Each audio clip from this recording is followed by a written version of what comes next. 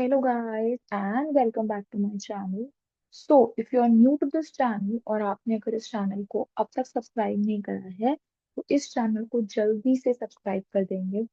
And without wasting any time, let us start with the day 5 of our 90 days revision for your physics class 12 CBSE board exam. Now, this video is specially for the assertion and reasoning questions. बहुत दिनों से बहुत ज्यादा मुझे लग रहा है बहुत हेक्टिक हमारा शेड्यूल जा रहा था. बहुत लंबी लंबी वीडियोस थी. उसके अंदर हम लोग बहुत डिफिकल्ट डिफिकल्ट लेंदी क्वेश्चंस कर रहे थे. तो अब थोड़ा सा उससे ब्रेक लेकर एक ऐसे पोर्शन पे फोकस करते हैं जो कि बहुत इंपॉर्टेंट है. हमें पता है 4 questions of assertion reasoning they definitely come in your exam.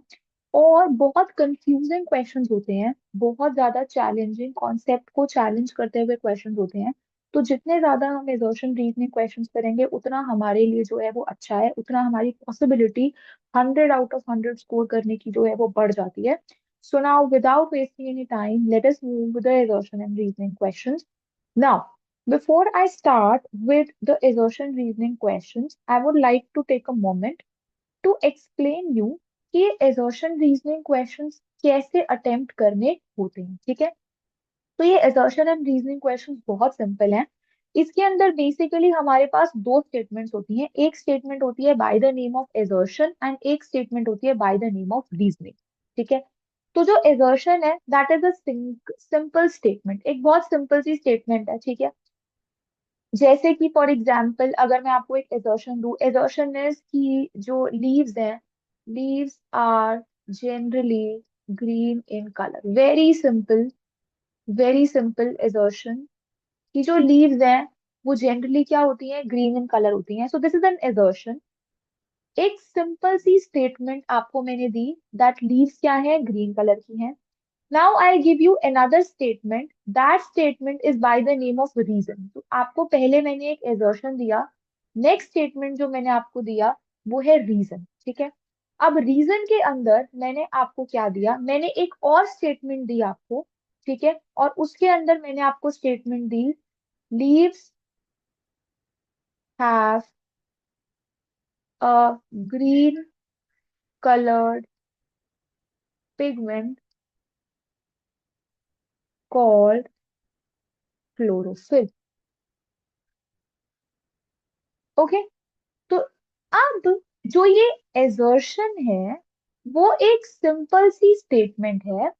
And जो रीजन है, this reason is actually explaining this statement कि ये एजर्शन जो है उसको एक्सप्लेन करती है ये रीजन वाली स्टेटमेंट. ठीक है.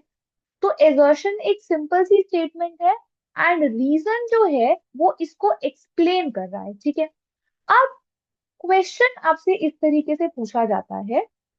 क्वेश्चन आपसे पूछा जाता है, आपको दो स्टेटमेंट्स दी गई है assertion and reason. The first thing you have to identify is जो ये एजर्शन स्टेटमेंट दी गई है क्या वो ट्रू है या वो फॉल्स है. ठीक है. जो आपको सबसे पहली चीज पूछी जाएगी दैट इज क्या जो आपको एजर्शन स्टेटमेंट दी गई है क्या वो ट्रू है या वो फॉल्स है. ठीक है. So let us take the case कि एजर्शन जो है वो क्या आ रहा है, ट्रू आ रहा है. ठीक है. अब अगर एजर्शन ट्रू आ रहा है तो ए बी एंड सी तीनों ऑप्शंस के अंदर ए ऑप्शन देखते हैं जल्दी से. Both A and R true and R is the correct explanation of A. ठीक है. एक तो इसके अंदर भी एजर्शन का ट्रू है. Both assertion and reason are true but R is not the correct explanation of A. इसके अंदर भी एजर्शन ट्रू माना गया है. सी में if A is true but R is false, इसमें भी ए ट्रू माना गया है. सिर्फ D part A is false जो है इसके अंदर आपका जो है क्या है, ए को ट्रू नहीं माना गया है. ठीक है.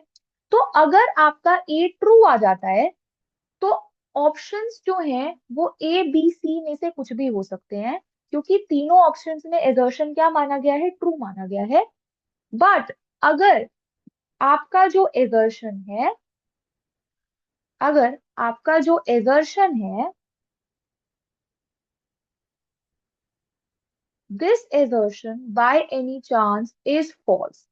अगर आपका एजर्शन गलत आ जाता है तो पक्का पक्का हमारा आंसर क्या है, डी।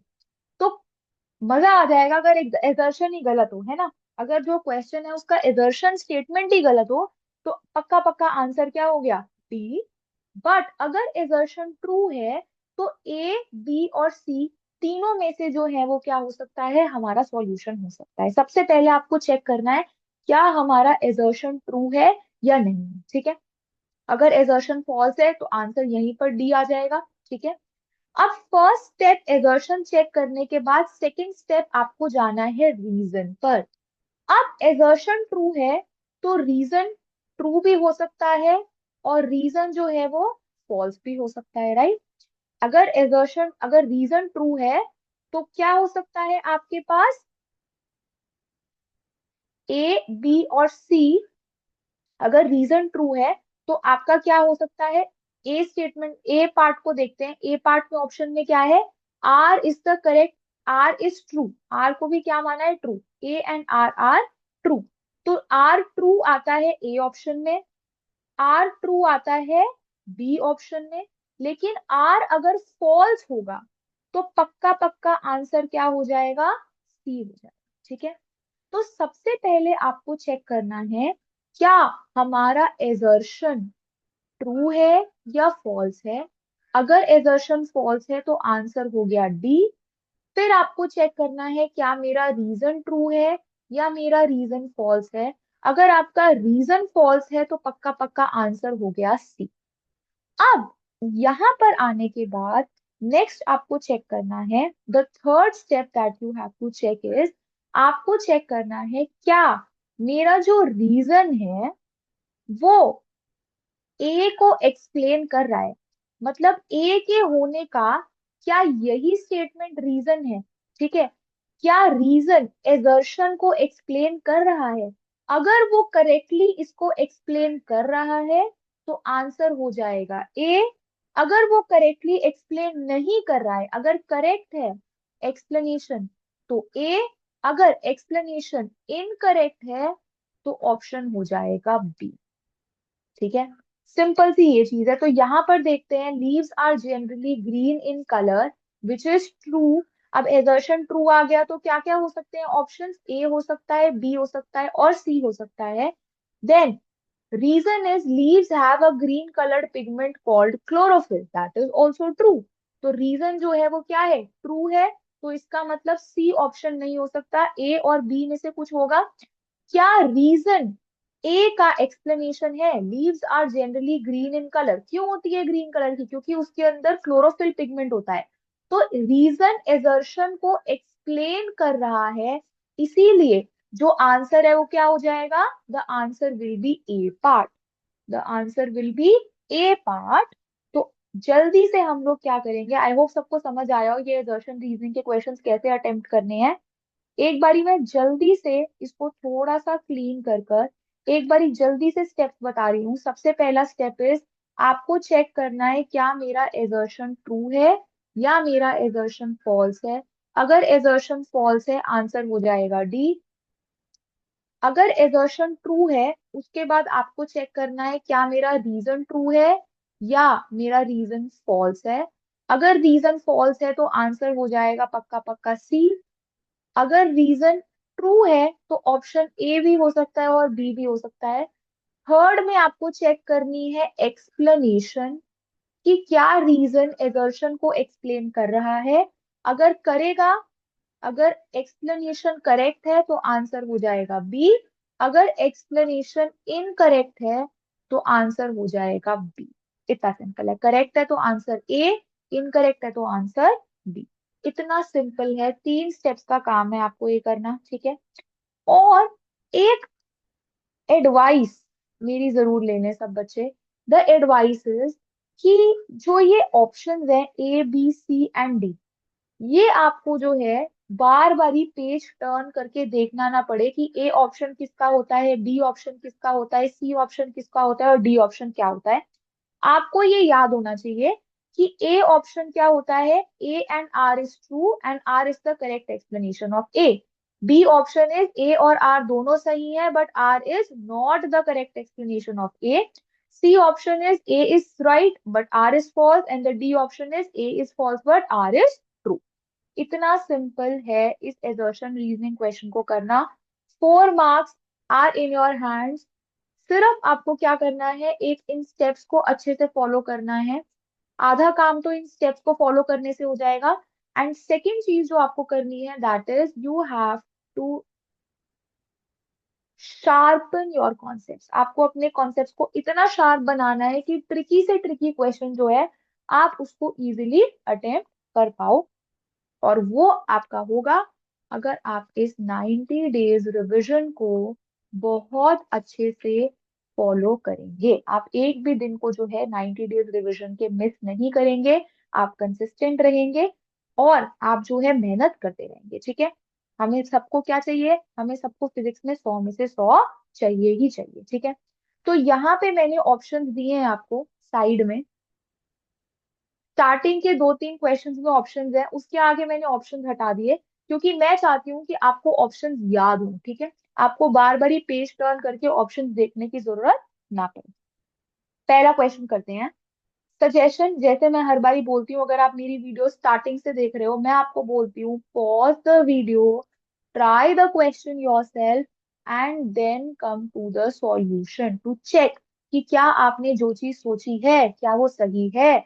अगर आप बिल्कुल ही अटेम्प्ट नहीं कर पा रहे हो then that is a different case. But एक बारी वीडियो को पॉज करके क्वेश्चन को सोचने की जरूर कोशिश करो. क्यों? क्योंकि उससे क्या होगा, उससे आपके दिमाग में आएगी क्लैरिटी. और ये क्लैरिटी क्यों इम्पोर्टेंट है? ये क्लैरिटी इसलिए इम्पोर्टेंट है कि अगर बाय चांस आपके पेपर में कोई ऐसा क्वेश्चन आ जाए जो हो अनदेखा सा, जो हो अनजाना सा, जो आपने पहले कभी ना करा हो, ऐसे क्वेश्चन को करने के लिए हमें ऐसे क्वेश्चंस को अटेम्प्ट करना आना चाहिए जो हमने पहले नहीं देखे, है ना. और वो कैसे आएगा? जब आप इसको खुद से ट्राई करना सीखोगे, क्वेश्चंस को खुद से करना सीखोगे. और यही जो है मैं आपको स्टार्टिंग से डे 1 से कराने की कोशिश कर. ठीक है. एंड आई होप जो बच्चा मेरी एडवाइस को फॉलो कर रहा है, जो मैं बच्चों को बोल रही हूँ करने के लिए, उसको करने से देखना आपके मार्क्स में डेफिनेटली बहुत डिफरेंस आएगा. You will be more confident, you will score better. ठीक है. चलिए, तो एजर्शन पढ़ते हैं सबसे पहले. Consider two identical charges. दो आइडेंटिकल चार्जेस मतलब, आइडेंटिकल चार्जेस का मतलब मैग्नीट्यूड भी सेम है मैम और साइन भी सेम है ma'am. They are placed at a distance of 2D apart. तो एक प्लस क्यू चार्ज ले लेते हैं, एक प्लस क्यू चार्ज ले लेते हैं. इनके बीच का डिस्टेंस हमें दे रखा है 2D along the X axis. ये हम लोग एक्स एक्सिस मान लेते हैं. The state of equilibrium of a positive test charge. आपको स्टेट बता रखी है पॉजिटिव टेस्ट चार्ज के इक्विलिब्रियम की, which is placed at the point O midway between them, is stable for displacements along the x-axis, and the reason is that the force on test charge is zero. ठीक है. तो आपको basically ये बोल रखा है कि जो ये O पॉइंट है सेंटर पे, है ना, जो स्टेट ऑफ इक्विलिब्रियम है एक पॉजिटिव टेस्ट चार्ज की, placed at the point O midway between them, is stable for displacements along the X axis. ठीक है. तो अलोंग द एक्स एक्सिस जो है नेट फोर्स जीरो है. ये वो कहना चाह रहा है, राइट. क्योंकि क्या दे रखा है, ये बोल रखा है एजर्शन में कि ये जो ओ पॉइंट है that is an equilibrium state. Equilibrium state कब होती है? इक्विलिब्रियम स्टेट तब होती है जब फोर्स जो होता है टेस्ट चार्ज के ऊपर जीरो होता है, राइट. तो यहाँ पर रीजन दिया है the force on test charge is zero. तो हमें पता है assertion is true. Assertion true क्यों है? एजर्शन ट्रू इसलिए है क्योंकि हमें पता है कि जब हम लोग दो आइडेंटिकल चार्जेस के मिडल में नेट फोर्स निकालते हैं तो वो नेट फोर्स क्या आता है? That net force is zero. दोनों के दोनों फोर्सेस क्या हो जाते हैं? आपस में बैलेंस हो जाते हैं. F1 and F2 are equal, they balance each other. इसीलिए जो नेट फोर्स है वो क्या होता है? जीरो. और नेट फोर्स जीरो होने की वजह से क्या होता है? It is a state of equilibrium. तो assertion is true, the reason is true, and अभी हमने क्या बात करी, reason is the correct explanation of assertion. तो एजर्शन ट्रू का मतलब ऑप्शंस क्या हो सकते थे, A B and C. Reason true हो गया तो सी ऑप्शन कैंसिल हो गया। करेक्ट एक्सप्लेनेशन का मतलब कौन सा आंसर है, the answer is A part, that is both A and R true and R is the correct explanation of A. I hope सबको मजा आया होगा ये क्वेश्चन करने में। आसान क्वेश्चन है, इजी क्वेश्चन है, बट थोड़ा सा लैंग्वेज घुमा के दे रखी है। तो लैंग्वेज से डरना नहीं है, अपने कॉन्सेप्ट्स को लेकर आगे बढ़ो। की वर्ड्स को देखो, जैसे यहाँ पे key word is state of equilibrium, placed at the point O, midway between them, stable, between them is stable for displacements. तो की वर्ड्स को देखते हुए चलो, अगर लैंग्वेज कंफ्यूजिंग भी लग रही है फिर भी उसको करने की कोशिश करेंगे हम, ठीक है। क्वेश्चन नंबर 2 पे चलते हैं। अगेन क्या बोलती हूँ मैं, pause the video, try the question yourself, ठीक है। हम तो कर ही लेंगे, है ना। चलो, assertion is the focal length of the convex mirror, क्या दे रखा है हमें, कॉन्वेक्स मिरर दे रखा है, will increase if the mirror is placed in water. अगर आप मिरर को वाटर में रख दोगे तो उससे focal length of a convex mirror will increase, ठीक है। तो क्या ये एजर्शन ट्रू है। सबसे पहले क्या करना होता है, step step one is to find is the assertion true और फॉल्स। सो रीजन पे तो अभी हमने जाना ही नहीं है, हमें रीजन से फर्क नहीं पड़ता, पहले हमें देखना है एजर्शन ट्रू है या नहीं है, और उसी से हम आंसर करेंगे, ठीक है। सबसे पहला स्टेप इज एजर्शन देखेंगे। जो फोकल लेंथ होता है कॉन्वेक्स मिरर का, क्या वो इंक्रीज करेगा अगर हम उसको पानी में रख देंगे। So the answer is no, the focal length of the convex mirror will not increase nor decrease, it will not change. क्यों चेंज नहीं करेगा, क्योंकि हम लोग किसकी बात कर रहे हैं, मिरर की बात कर रहे हैं, है ना। मिरर में क्या होता है, रिफ्लेक्शन होता है। अगर हम लोग लेंस की बात करते तो हम लोग, हमें पता चलता कि फोकल लेंथ चेंज होता है अगर हम उसको मीडियम कोई और रखते, किसी और मीडियम में उस लेंस को रखेंगे। बट क्वेश्चन में क्या आया है, मिरर आया है। बहुत सारे बच्चे जल्दी जल्दी में क्या सोचेंगे, अरे ये तो लेंस मेकर फॉर्मूला है, आंसर एजर्शन ठीक लग रही है ना। बट नहीं, क्वेश्चन के एक एक वर्ड को ध्यान से पढ़ना है। कॉन्वेक्स मिरर की बात करी है, और मिरर का जो फोकल लेंथ है वो जिस मीडियम में मिरर रखा हुआ है उस पर डिपेंड नहीं करता है। तो एजर्शन हो गया मैम फॉल्स, और जब भी एजर्शन फॉल्स होता है आंसर पक्का पक्का क्या होता है, डी। रीजन पर जाने की जरूरत पड़ी नहीं पड़ी, आंसर क्या आ गया, डी। टाइम बचा लिया हमने, राइट, टाइम बचा लिया, हमें रीजन पे जाने की जरूरत ही नहीं पड़ी है। Okay, so the correct answer for this option is D. I hope सबका यही आंसर आया हो, अगर नहीं आया तो कोई बात नहीं, दिल छोटा नहीं करना। इसको दोबारा से आराम से, जो जो क्वेश्चन में आपको प्रॉब्लम आ रही है उसको नोट्स में करते जाओ, ताकि पेपर से पहले रिविजन जरूर हो, है ना। कहीं ऐसा ना हो कि हमने वीडियोस तो सारी देख ली बट उन वीडियोस में जो क्वेश्चंस थे उन्हें लास्ट में पेपर से पहले रिवाइज करना ही भूल गए, है ना। फिर उसके बाद नहीं देख सकते ना 20-20 25-25 मिनट की वीडियोस दोबारा से, नहीं।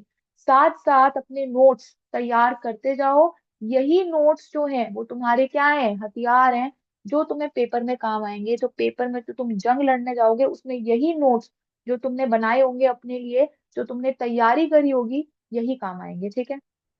चलो, क्वेश्चन नंबर 3। अब देखो ऑप्शन हटा दिए मैंने, ऑप्शन क्यों हटा दिए, क्योंकि अब मैं ये एक्सपेक्ट करती हूँ अपने बच्चों से कि अब ऑप्शंस जो है वो आपको क्या हो गए होंगे, याद हो गए होंगे। Again, pause the video, try the question yourself, and the question number 3 is, I am starting the question number 3।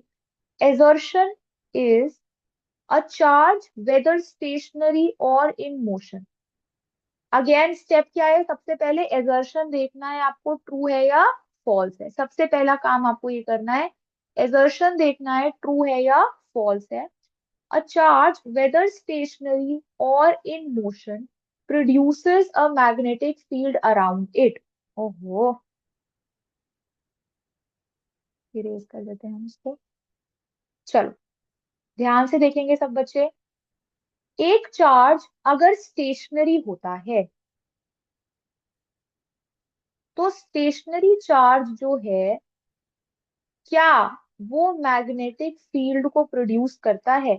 हाँ, वो इलेक्ट्रिक फील्ड तो डेफिनेटली प्रोड्यूस करता है, बट क्या वो मैग्नेटिक फील्ड को प्रोड्यूस करता है? मूविंग चार्ज मैग्नेटिक फील्ड को प्रोड्यूस करता है, हमें पता है। करंट जो है, मूविंग चार्ज ही क्या होता है? करंट होता है। ठीक है। करंट जो है वो मैग्नेटिक फील्ड प्रोड्यूस करता है, इलेक्ट्रिक फील्ड भी प्रोड्यूस करता है। बट एक स्टेशनरी चार्ज मैग्नेटिक फील्ड को प्रोड्यूस नहीं करता है। तो यहाँ पे क्वेश्चन में एजर्शन दिया है, अ चार्ज वेदर स्टेशनरी और in motion produces a magnetic field around it. क्या ये ट्रू है या ये फॉल्स है? तो मैम ये है फॉल्स। और जैसे ही हमें पता चला एजर्शन फॉल्स है, फॉल्स एजर्शन होते ही आंसर क्या हो जाएगा? आंसर हो जाएगा डी। क्या मुझे बताने की जरूरत पड़ेगी ऑप्शन डी क्या है? ऑप्शन डी इज एजर्शन, याद हो गया मुझे तो, is false but reason is true. बिना रीजन देखे आप ऑप्शन डी को टिक कर सकते हो।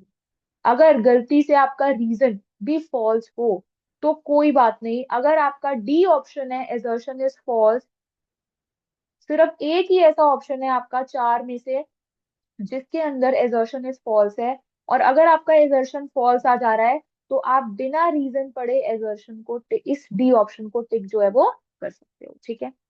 क्योंकि ये मैं दोबारा ये मैं इसलिए बता रही हूँ क्योंकि इसके अंदर देखो रीजन में लिखा हुआ है moving charges produce only only electric field in the surrounding space. ठीक है। मूविंग चार्जेस जो होते हैं वो प्रोड्यूस करते हैं only electric field in the surrounding space. That is also wrong, है ना, रीजन भी यहाँ पे इनकरेक्ट है। बट अगर मुझे चार ऑप्शन में से कोई ऑप्शन लिखना हुआ तो डी ऑप्शन ही जो है वो टिक करना चाहिए। ठीक है, क्योंकि बाकी तीन ऑप्शन ये कह रहे हैं कि एजर्शन इज ट्रू, ये पक्का पक्का जो है वो गलत है। एजर्शन जो है वो पक्का पक्का क्या है? एजर्शन इज पक्का पक्का फॉल्स। तो इसीलिए हम क्या चूज करेंगे? Option D. ठीक है। Moving charges produce both electric and magnetic field in the surrounding space. अब रीजन जो है वो क्या है? ट्रू। तो कई बार हो जाता है पेपर में गड़बड़ आ जाती है, तो इसके लिए भी प्रिपेयर कर दिया मैंने, ऑप्शन डी टिक कर देना। ठीक है, ऑप्शन डी लिख देना। चलो question number 4। assertion Lenz's law violates the principle of conservation of energy। Again, क्या Lenz's law principle of conservation of energy को वॉयलेट करती है? तो नो, लेंजेस लॉ एक्चुअल में ओबे करती है कंजर्वेशन ऑफ एनर्जी को। एक्चुअल में वो कॉन्सिक्वेंस है कंजर्वेशन ऑफ एनर्जी का। जो ये लेंजेस लॉ है ये आता ही कंजर्वेशन ऑफ एनर्जी से है। कंजर्वेशन ऑफ एनर्जी यूज करके ही लेंजेस लॉ जो है उसको प्रूव कर सकते हैं। तो ये एजर्शन भी क्या है? पक्का पक्का गलत है। बट ये क्वेश्चन ठीक है, इसके अंदर अगर आप रीजन देखोगे तो रीजन ट्रू है। रीजन देख लेते हैं। Induced EMF always opposes the charge. Induced EMF क्या करता है? हमेशा चार्ज को oppose, sorry, opposes the change in the magnetic flux responsible for its production, which is right. Induced EMF हमेशा क्या होता है? Induced EMF is always opposite. It always resist the cause जो मैग्नेटिक फ्लक्स को change कर रहा है ना। तो रीजन इज ट्रू, रीजन आपका ट्रू है, बट एजर्शन इज फॉल्स। तो क्या आंसर होगा? Option D. The option D is assertion is false but the reason is true। ठीक है। चलो question number 5। Pause the video, try it. बहुत easy question, very very easy question. और ये तो शायद आपका टेंथ से मिलता जुलता है, अगर आप टेंथ पास करके आए हो, है ना, सब बच्चे टेंथ पास करके ही बैठे हैं, तो भी आप ये जो है क्वेश्चन कर सकते हो। टेंथ क्लास के बच्चे भी कर सकते हैं ये क्वेश्चन, इतना इजी क्वेश्चन है। assertion is Ohm's law is not applicable for all the conducting elements। ठीक है। ओम्स लॉ जो होता है it is not applicable for all the conducting elements. Is it true, is it falls? सबसे पहले आपको क्या चेक करना है, क्या मेरा एजर्शन ट्रू है या मेरा एजर्शन फॉल्स है। तो क्या लगता है आपको, ओम्स लॉ क्या एप्लीकेबल होता है for all conducting elements? No, the Ohm's law is not applicable, तो इसलिए एजर्शन क्या हो गई आपकी, ट्रू हो गई, राइट। जो आपके सेमीकंडक्टर्स होते हैं उनके लिए ओम्स लॉ जो है वो क्या है, वैलिड नहीं है। तो एजर्शन हमारी आ गई ट्रू। ऑप्शंस हो सकते हैं A, B and C. D option कतई नहीं हो सकता है।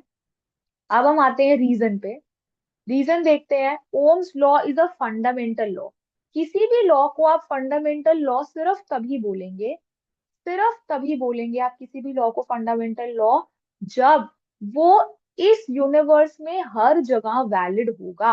तो जब ओम्स लॉ सेमीकंडक्टिंग मटेरियल्स के लिए ही वैलिड नहीं है, तो रीजन क्या हो गया, रीजन हो गया false. It is wrong, Ohm's law is not a fundamental law. तो अगर रीजन फॉल्स हो जाता है तो आंसर क्या हो जाता है, option C. Option C is assertion is true। देखो मुझे याद है, मैं पीछे से देख के नहीं कर रही हूँ। assertion is true but the reason is false। जो आपका रीजन है वो क्या है, गलत है, which is the option C। the correct answer is option C। assertion is true but reason is false। ठीक है, चलो let's move to question number 6। I hope सबको समझ आया हो कैसे करना है ये, ठीक है। अच्छा क्वेश्चन है, आ सकता है कॉन्सेप्ट हिटिंग क्वेश्चन है।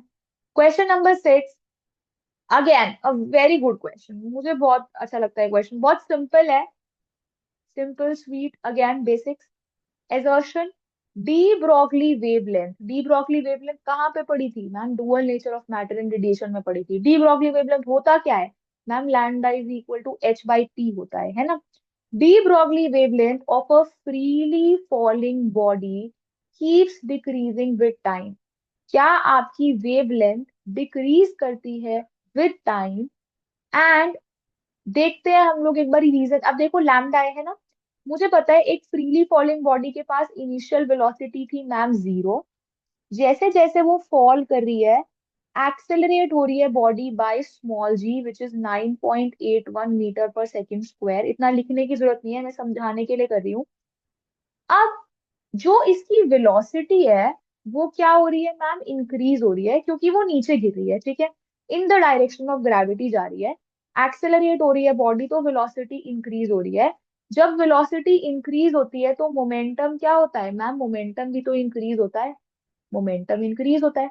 तो यानी कि जैसे जैसे बॉडी नीचे गिर रही है, टाइम के साथ साथ वैसे वैसे मोमेंटम क्या हो रहा है मैम, इंक्रीज हो रहा है। और जैसे जैसे मोमेंटम इंक्रीज हो रहा है, अगर डिनोमिनेटर बढ़ेगा तो वेवलेंथ क्या होगी मैम, वेवलेंथ तो डिक्रीज होगी। जैसे जैसे मोमेंटम बढ़ते जा रहा है वैसे वैसे वेवलेंथ क्या हो रही है, डिक्रीज हो रही है। तो दैट मीन्स जो आपका एजर्शन है दैट इज ट्रू। तो ऑप्शंस हो सकते हैं A, B and C. Reason देखते हैं। The momentum of the freely falling body increases with time. क्या फ्रीली फॉलिंग बॉडी का मोमेंटम टाइम के साथ इंक्रीज हो रहा है? हाँ, मोमेंटम जो है वो टाइम के साथ इंक्रीज हो रहा है। Reason is true. तो अब आपके जो ऑप्शंस है वो हो सकते हैं ए एंड बी, सी नहीं हो सकता। अब आपको देखना है क्या रीजन करेक्टली एक्सप्लेन कर रहा है ए को, तो यस, जो हमने रीजन दिया था वही यहाँ पर लिखा हुआ है। तो रीजन जो है वो एक्सप्लेन कर रहा है ए को। तो the correct answer will be A. A is that assertion and reason are true, both are true, and R is the correct explanation of A। जो R है वो क्या है, A का करेक्ट एक्सप्लेनेशन A है मैम। ठीक है, बढ़िया क्वेश्चन था, मजा आ गया है ना। कुछ भी नहीं था, इतना सिंपल था। और हम क्या करते हैं, कई बार assertion रीजनिंग क्वेश्चन में ना कंफ्यूज हो जाते हैं। तो जो मैंने ये बताया है आपको मेथड, कि किस मेथड से आपको आगे बढ़ना है, अगर आप इसी मेथड से आगे जाओगे तो आपका जो है assertion रीजनिंग क्वेश्चन में गलती करने का चांस बिल्कुल नील हो जाएगा। ठीक है, बिल्कुल बिल्कुल नील हो जाएगा। तो अगर मैं आपसे क्वेश्चन पूछूं, the assertion is the student scored 100 out of 100 in physics, and the reason is the student joined 90 days revision by Sunidhi ma'am.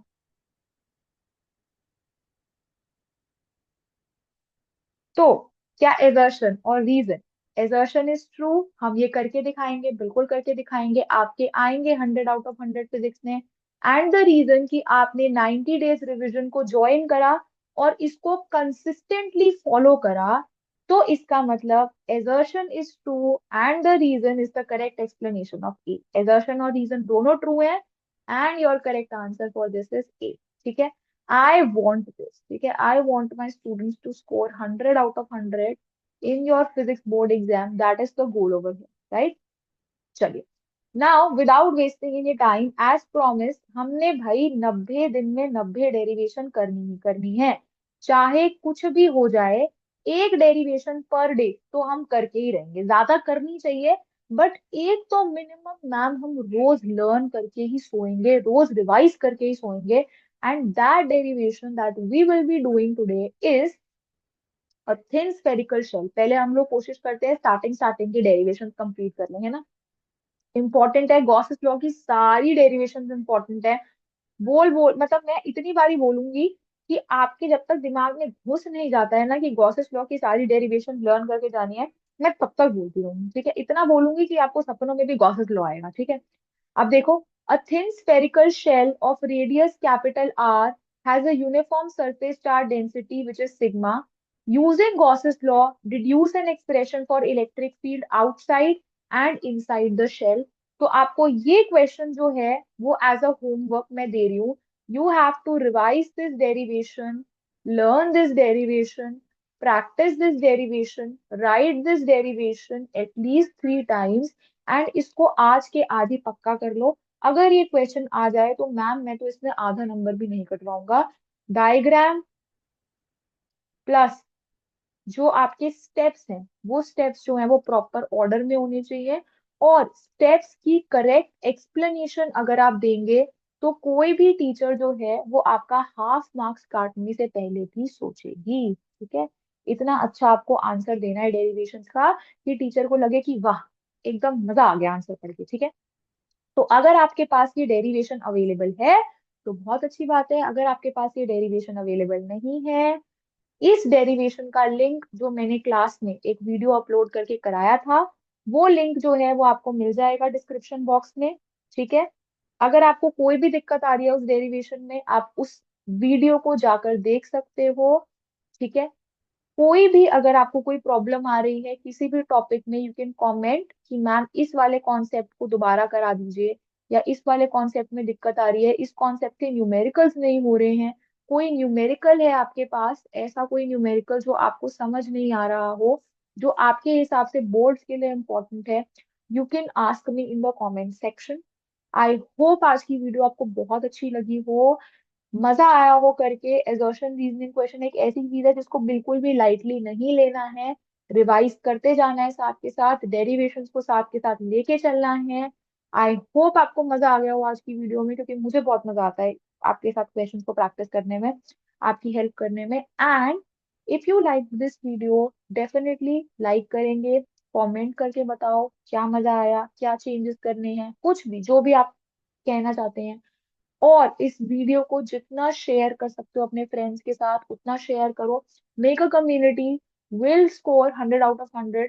And इस बार हम लोग क्या करेंगे, सीबीएसई बोर्ड को दिखा देंगे, वो भी हैरान हो जाएंगे कि इतने बच्चों के फिजिक्स में फुल मार्क्स जो हैं वो कैसे आ रहे हैं। ठीक है, सो bye bye everyone, I'll see you in the next video with the day 6 of the series.